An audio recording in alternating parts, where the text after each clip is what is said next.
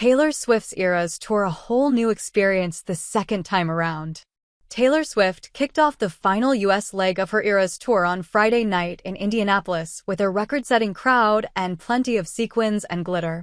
While Indy might have been skipped in the first leg of the 19-month-old tour, Swift emphasized Friday night that she made the right choice to finish the U.S. portion here.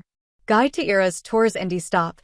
Taylor Swift is coming to Indianapolis. Here's all the must-know details.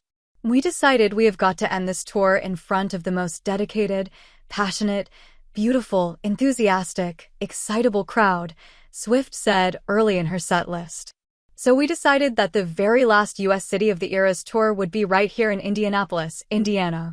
And I can already tell we made the best decision possible. Here's what else happened at Indy N1. The concert was record-setting.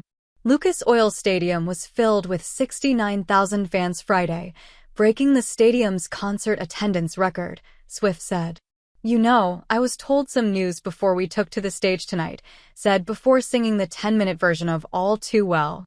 "I was told that tonight you went ahead and broke the all-time attendance record for a concert in the stadium." The crowd was noticeable, both in the long bathroom and merchandise lines before the concert and in the standstill traffic that lingered for hours after the concert. Post Malone wasn't there, but Caitlin Clark was. No, that wasn't Post Malone who came up from the ground during Fortnite, contrary to the wishes of some screaming fans who initially mistook one of Swift's dancers for Malone. The confusion has been a common occurrence ever since the Tortured Poets Department joined the set list. And no, neither Sabrina Carpenter nor Florence Welch joined Swift like they have on previous nights of the tour. Still, opening act Gracie Abrams was welcomed by the crowd. And there was another star in attendance at Lucas Oil, Caitlin Clark. The Indiana Fever's biggest name was seen on the suite level talking to fans, and she posted to her Instagram stories twice. "I'm fired up," Clark wrote on a photo of Abrams on Instagram.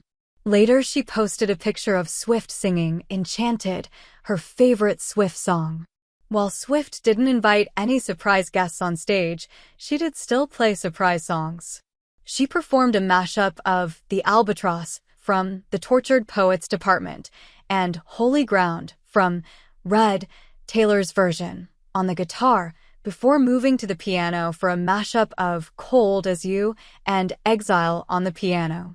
Earlier rain show causes technical difficulties. We didn't have a rain show, of course, with Lucas Oil's roof closed, but we did feel the effects of previous rain shows on Friday night. During the middle of Lavender Haze, Swift had to ask for a replacement part mid-song as she fiddled with her earpiece and mic pack.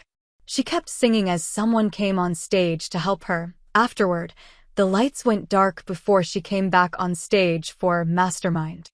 "I play a lot of rain shows, and we never quite know when our equipment's going to break," Swift said to the crowd. "Could be that night, could be a few shows later." Indy gets a different show than first U.S. leg.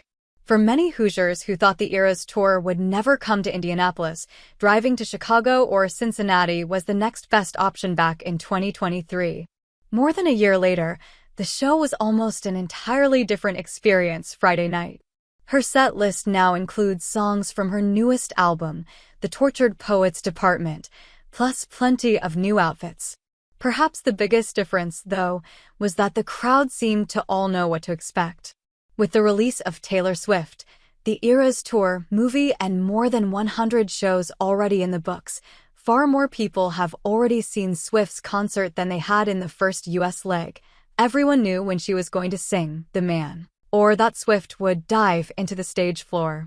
That didn't detract from the energy as tens of thousands of Swifties blurted out nearly every word to the expansive set list, and many stuck around afterward to pick up individual confetti pieces off the floor.